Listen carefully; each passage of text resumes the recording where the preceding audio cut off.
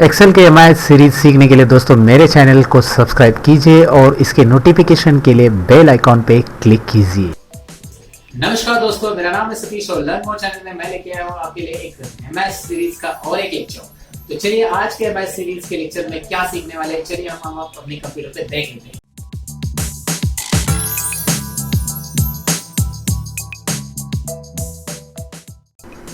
यहाँ पे देखिए इस एमआईएस प्रेजेंटेशन में मैं माउस लेके जा रहा हूँ पहले नेदरलैंड के ऊपर। तो नेदरलैंड यहाँ पे चार्ट में दिखाई दे रहा है, मैच जितने जीते वो 0% और लॉस मैचेस है 100%। आयरलैंड के ऊपर माउस लेके जा रहा हूँ मैं। जैसे ही मैं यहाँ पे आयरलैंड के ऊपर माउस लेके आ रहा हूँ आपको दिखाई दे रहा है परसेंटेज आयरलैंड 67% मैचेस यहाँ पे लूज़ हो चुके हैं, मतलब लॉस मैचेस 67% और यहाँ पे आपको दिखाई दे रहा है ऑन मैचेस 33%। यहाँ पे बांग्लादेश के बारे में आप देख सकते हैं। माउस जैसे आप यहाँ पे कंट्रीज जो दिखाई दे रहे हैं उसके ऊपर लेके आओगे उसका परसेंटेज यहाँ पे आपको दिखाई दे रहा है। टाइटल भी चेंज हो रहा है, इंग्लैंड के ऊपर दिखाई दे रहा है इंग्लैंड का जो परसेंटेज है कितना। श्रीलंका जो यहाँ पे फर्स्ट रनर अप था 2011 के वर्ल्ड कप में दोस्तों, तो यहाँ पे उसका विनिंग परसेंटेज दिख रहा है 80% और लूजिंग परसेंटेज है 20। फर्स्ट रनर अप था, लेकिन इंडिया था 2011 के वर्ल्ड कप का विनर, जो सबको पता है दोस्तों, सबके एक यादगार मोमेंट है ये। और उसमें इंडिया में मैच जीते थे 83%, विन मैचेस थे उनके और लॉस थे 17%। तो ये मैंने एक्सेल में बनाया और दोस्तों ये एक एमआईएस में हाइपरलिंक यूज़ करके बनाया मैंने। सो हाइपरलिंक की मदद से आप इस तरह से प्रेजेंटेशन चार्ट, जैसे आप माउस उसके ऊपर लेके जाओगे तो ऑटोमेटिकली क्लिक भी करने की ज़रूरत नहीं दोस्तों, आपको ऑटोमेटिकली यहाँ पे उसका चार्ट क्रिएट होते जाएगा और ये प्रेजेंटेशन के लिए बहुत यूज़फुल रहेगा। जैसे आप दिखाई दे रहा है आपको, मैं अलग अलग कंट्री के ऊपर यहाँ पे माउस लेके जा रहा हूँ तो वहाँ पे टेक्स्ट भी चेंज हो रहा है मिडल में, फर्स्ट रनर अप, और यहाँ पे साथ में दिखाई दे रहा है वो परसेंटेज भी और चार्ट भी वहाँ पे चेंज हो रहा है। तो ये एक पाई चार्ट ही दोस्तों, लेकिन ये पाई चार्ट और हाइपरलिंक इसका कॉम्बिनेशन है दोस्तों, और ये एमआईएस रिपोर्ट यहाँ पे मैं आज आपको पढ़ाने वाला हूँ। सो चलिए शुरू करते हैं एमआईएस रिपोर्ट सीखने के लिए।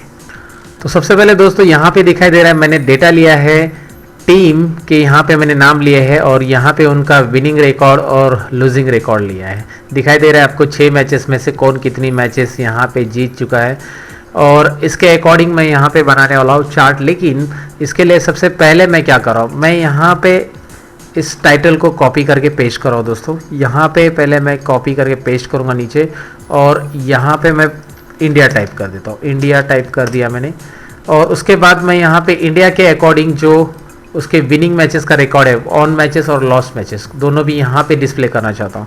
तो उसके लिए आपको पता है वी लुकअप फंक्शन हम यहाँ पे यूज़ करेंगे।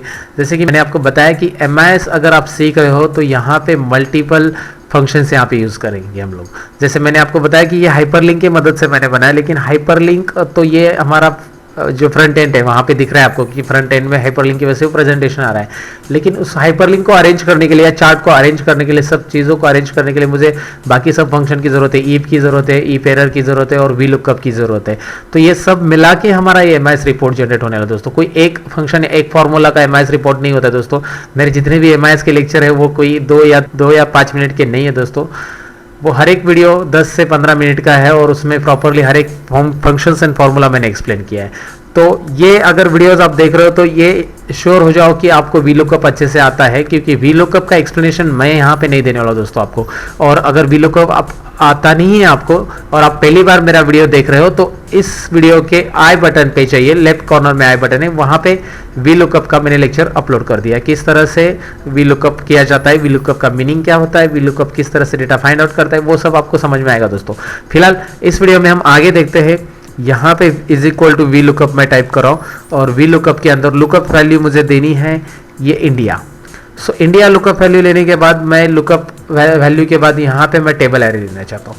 सो टेबल एरे जो है मेरा वो डेटा है, ये पूरा सभी कंट्रीज का डेटा।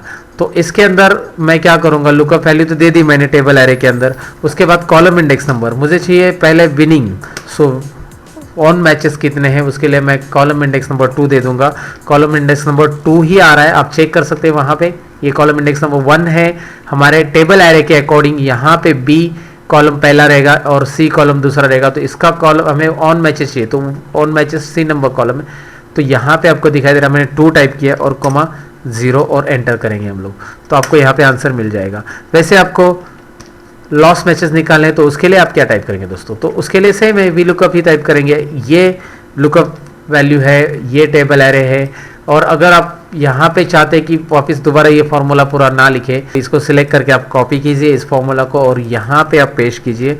यहाँ पे B11 सेम रहेगा, ये भी सेम रहेगा रेंज, बस आपको कॉलम इंडेक्स नंबर बदलनी रहेगी क्योंकि 3 नंबर कॉलम का आंसर हमें चाहिए।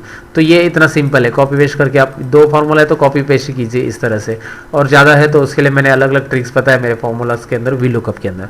तो फिलहाल तो हमें मिल गया इस तरह से ये रिपोर्ट। सो इंडिया के अकॉर्डिंग ये रिपोर्ट बन गया है दोस्तों। अब मैं क्या करना चाहता हूँ, मैं चार्ट नहीं बनाऊंगा तुरंत, चार्ट तो बाद में बनेगा। पहले हम लोग यहाँ पे हाइपरलिंक के जरिए यहाँ पे इंडिया डिस्प्ले होना चाहिए। तो इस सेल का जो नंबर है वो है B11, इंडेक्स नंबर, या जिसे हम लोग सेल आईडी बोल सकते हैं, B11 है। सो B11 में जैसे ही मैं माउस पॉइंटर इन टेक्स्ट के ऊपर लाता हूँ तो यहाँ पे B11 में वो रिफ्लेक्शन होना चाहिए, या B11 में वो चेंजेस होने चाहिए। तो उसके लिए मुझे लेने पड़ेगा एक मॉड्यूल की हेल्प दोस्तों। और मॉड्यूल क्या होता है, एक VBA का कोड रहता है, ये मैं आपको डिस्क्रिप्शन बॉक्स में डाल दूंगा कि कौन सा कोड आपको टाइप करना है अगर आपको नहीं समझा, या फिर वीडियो में थोड़ा सा एक लाइन का कोड है वो आप देख लेंगे कैसा टाइप करना है।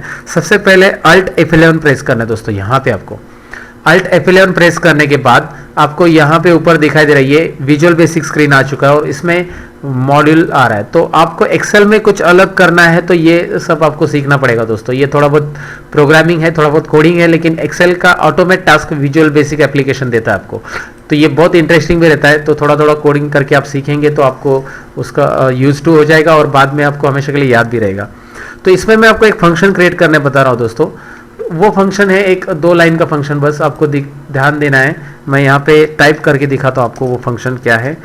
पब्लिक फंक्शन माउस ओवर, इसका मीनिंग भी बताता हूँ मैं, cell as a range, cell as a range enter. Public function mouse over cell as a range, ये मैंने कोड टाइप किया और उसके बाद मैं लिख रहा हूँ उस सेल का नाम। उस सेल का नाम है, यहाँ पे मैं आपको दिखाता हूँ, स्क्वायर ब्रैकेट में लिख देता हूँ उसको। सेल का नाम है जिसमें आंसर चाहिए मुझे वो है B11 और B11 is equal to cell dot value. अब मैं यहाँ पे आपको इसका एक्सप्लेनेशन देता हूँ। ये एक माउस ओवर का फंक्शन है, मतलब जिस टेक्स्ट के ऊपर मैं माउस लाऊंगा उसके ऊपर का जो वैल्यू रहेगा उस माउस ओवर का, मतलब उस टेक्स्ट का जो भी वैल्यू रहेगा वो B11 की वैल्यू बन जाएगी। B11 में हमें वही वैल्यू चाहिए जिसके ऊपर हम लोग टेक्स्ट माउस लेके आते हैं। ये इसका मीनिंग होता है दोस्तों। ये एक सिंपल सी लाइन है और नीचे एंड फंक्शन लिखने की जरूरत नहीं है। जैसे आप ऊपर का फंक्शन प्रॉपरली लिख देते हैं तो ऑटोमेटिकली एंड फंक्शन ये टेक्स्ट आ जाता है। तो ये एक छोटा सा कोड है, ये डिस्क्रिप्शन बॉक्स में मैं डाल दूंगा। अगर आपको चाहिए तो यहाँ से कॉपी करके आप टाइप ले सकते हैं, डायरेक्टली आपको यूज़ करना है तो, या फिर आप डायरेक्टली इसे टाइप करके सीखेंगे तो और अच्छा रहेगा आपके लिए। तो ये था एक फंक्शन जो मैंने बना दिया। यहाँ पे मैं फिलहाल विजुअल बेसिक कोड को यहाँ पे क्लोज कर देता हूँ। अब मैं यहाँ पे क्या करूँगा, अब मैं यहाँ पे टाइटल दे दूंगा टीम। मैंने एक कॉलम जानबूझकर यहाँ पे लेफ्ट साइड में ब्लैंक रखा है क्योंकि यहाँ पे मैं ऐड करूँगा अभी टीम का नाम, लेकिन हाइपरलिंक का यहाँ पे फॉर्मूला ऐड करूँगा। तो हाइपरलिंक का फॉर्मूला किस तरह से ऐड होगा देखिए आप। यहाँ पे मैं टाइप करूँगा हाइपरलिंक टाइप करते ही आपको वो टैब प्रेस करने के बाद ओपन ब्रैकेट मिलेगा। उसके अंदर आप माउस ओवर लिखोगे तो आपको यहाँ पे फंक्शन मिलेगा माउस ओवर का। देखिए जो फंक्शन, ये फंक्शन वैसे आपको मिलेगा नहीं, जब आप इसे मॉड्यूल में क्रिएट करेंगे तो ही आपको यहाँ पे मिलेगा। तो एक्सेल के अंदर ये हमने खुद का फंक्शन बना लिया है जो हमें रिक्वायर्ड है अभी। सो माउस ओवर मैं यहाँ पे टाइप करता हूँ और उसके अंदर मैं सिलेक्ट करूँगा B11 cell, sorry B11 cell नहीं दोस्तों, B2 के अंदर हमारा इंडिया जो नाम है ओरिजिनल नेम B2, उसके नीचे यहाँ पे आपको ब्लू दिखाई दे रहा है, सिलेक्ट हो चुका है। इसके नीचे B2 में इंडिया नाम है तो उसके रिस्पेक्टिव सेल है, इसलिए B2 यहाँ पे लेना है। लेकिन इसमें एक चीज़ यूज़ करनी, जो हाइपरलिंक में अगर एरर आता है तो क्या होगा, तो इफ एरर फंक्शन हम यूज़ करेंगे। यहाँ पे पहले इफ एरर ऐड करना है। अगर उसमें एरर आता है तो क्या आना चाहिए, एरर आता है तो भी B2 को ही वैल्यू आनी चाहिए। अगर हाइपरलिंक में एरर आता है फंक्शन में तो ही B2 की वैल्यू, और हाइपरलिंक में एरर नहीं आता है तो भी B2, मतलब B2 के ऊपर की हाइपरलिंक है और एरर आने के बाद B2 ही टेक्स्ट वहाँ पे शो होगा। क्योंकि हाइपरलिंक माउस और फंक्शन जो होता है ये माउस और फंक्शन क्या करने वाला है, वो आपकी वैल्यूज को पास करेगा। B2 की वैल्यू किधर पास करने वाला है, डायरेक्टली सेल जो B11 का आईडी है। B11 मैं आपको दिखा देता हूँ, मैंने आपको पहले बोला ये B11 यहाँ पे है जो मुझे यहाँ पे चाहिए। और यहाँ पे अगर एरर आ जाता है तो यहाँ पे आपकी B2 की वैल्यू डिस्प्ले करेगा वो। तो देखते हैं हम लोग क्या होता है, एंटर करते हैं। यहाँ पे आपको दिखाई दे रहा है इंडिया, और आप इसे ड्रैग करेंगे इस तरह से तो सभी कंट्रीज का आ रहा है। सो दोस्तों अगर इसको अंडरलाइन आ गया, यहाँ पे तो मुझे अभी अंडरलाइन वगैरह कुछ नहीं दिख रहा है, तो अंडरलाइन वगैरह आ गया तो यहाँ से आप रिमूव कर सकते हैं उसको। इसे हम बोल्ड भी करेंगे, चाहिए तो इसकी साइज आप थोड़ा सा बढ़ा लेना इस तरह से। यहाँ पे मैं थोड़ा सा फॉर्मेटिंग कर रहा हूँ दोस्तों, ये तो सबको पता है नॉर्मली किस तरह से फॉर्मेटिंग कम ज़्यादा करना है। सो ये फॉर्मेटिंग मैंने यहाँ पे कर लिया है। थोड़ा सा फॉर्मेटिंग में मैं कलर भी दे देता हूँ, जैसे मैंने पहले वाले चार्ट में दिखाया था आपको स्टार्टिंग में, तो यहाँ पे भी मैं कलर दे देता हूँ। इसका बॉर्डर कलर मुझे देना है तो बॉर्डर में मैं ऑल बॉर्डर्स देता हूँ, और बॉर्डर कलर्स यहाँ से आप दे सकते हैं, लाइन कलर वगैरह। सो यहाँ पे लाइन कलर वगैरह देके आप देख सकते हैं। ऑलरेडी मैंने बॉर्डर कलर को वाइट ही कलर दे दिया है। सो यहाँ पे आपको दिख रहा है ये प्रॉपरली हो चुका है। और अब जब मैं इसके ऊपर माउस लेके आऊँगा तो क्या रिजल्ट हो रहा है, जब B11 के अंदर इंडिया के ऊपर माउस लेके आ रहा हूँ, India, Sri Lanka, England, Windies, then Bangladesh, West Indies, Ireland, Netherlands, यहाँ पे आपको इस तरह से दिखाई दे रहा है। अब मैं क्या करूँगा, अब आप समझ गए होंगे कि मुझे इसका चार्ट बनाना है, तो मैं इसे सिलेक्ट करूँगा अभी और मैं इसके ऊपर चार्ट बनाऊंगा। इंसर्ट में जाकर यहाँ पे पाई चार्ट, जी हाँ पाई चार्ट में मैं डोनट लेता हूँ। आप कोई भी प्रेजेंटेशन के लिए ले सकते हैं, आपको जो अच्छा लग रहा है चार्ट वहाँ पे पाई चार्ट में ही लीजिए आप, क्योंकि यहाँ पे मुझे बस इस तरह से उसे शो करना है। और चार्ट की साइज़ में यहाँ पे थोड़ा सा कम कर देता हूँ। ठीक है, मैंने इतना रखा है चार्ट की साइज़, और मैं यहाँ पे जूम कर देता हूँ थोड़ा सा, क्लियर। ओके, मैं प्रेजेंटेशन में थोड़ा सा और चेंजेस करना चाहता हूँ। चार्ट का जो डिज़ाइन स्टाइल है यहाँ पे आपको दिख रहा है, अलग अलग लेआउट स्टाइल है, यहाँ से ले सकते हैं आप। पीक लेआउट है, पीक लेआउट मैं यहाँ पे ले रहा हूँ, जिसमें परसेंटेज वाइज शो कर रहे हैं, ये रहा विन लॉस परसेंटेज। ठीक है, यहाँ पे मुझे मिल गया है इस तरह से। मुझे पिक्चर ऐड करना है यहाँ पे, तो पिक्चर कहाँ से ऐड होगा, इंसर्ट में जाइए, इलस्ट्रेशन और पिक्चर। ये आपको पता है पिक्चर मैंने ऑलरेडी लेके रखा है एक ऑलरेडी दोस्तों, ये PNG इमेज आप लेके रखिए।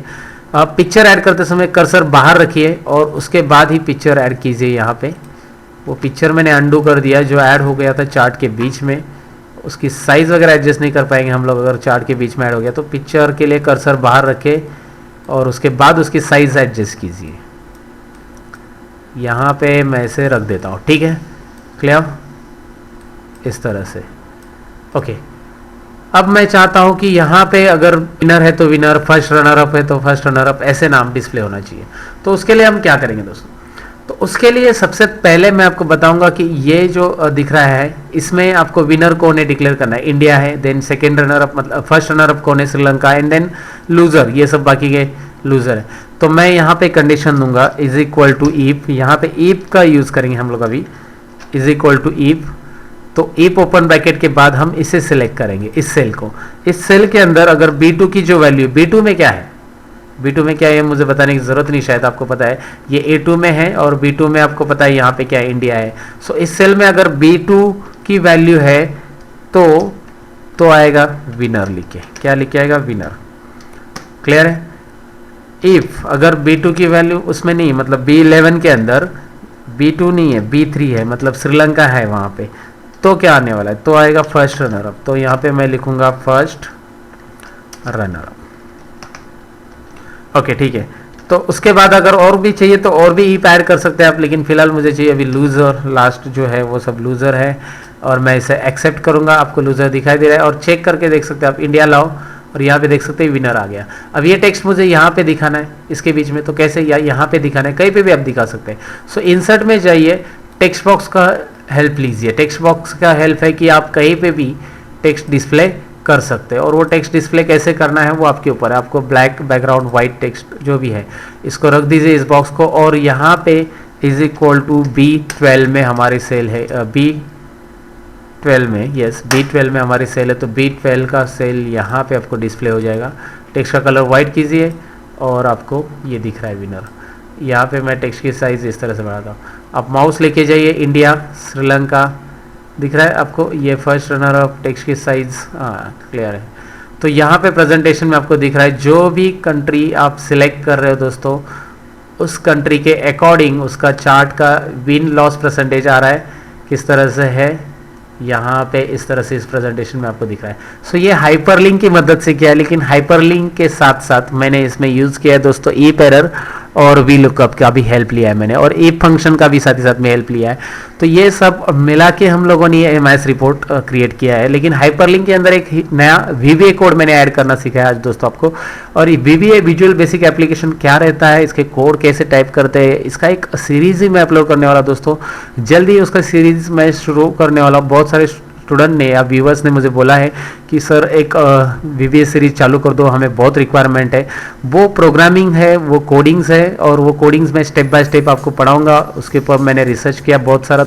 मैं एक step by step videos upload करते जाऊंगा जो आपको बहुत इंपॉर्टेंट रहेगा जॉब के लिए। कैसे लगा दोस्तों ये एमआईएस सीरीज का लेक्चर आपको? अगर वीडियो अगर अच्छा लगा हो तो मैं क्या बोलने वाला समझ गए ना, लाइक बटन पे क्लिक कीजिए, और लाइक बटन पे क्लिक करने के बाद मैं होता हूँ थोड़ा सा मोटिवेट, और लेके आऊंगा आपके लिए और भी ऐसे एमआईएस सीरीज के लेक्चर्स। तो चलिए हम मिलते हैं कुछ और इंटरेस्टिंग एमआईएस सीरीज के लेक्चर के अंदर। तब तक के लिए मैं लेता हूँ आपसे अलविदा दोस्तों। सीखते रहो, सिखाते रहो। Bye bye.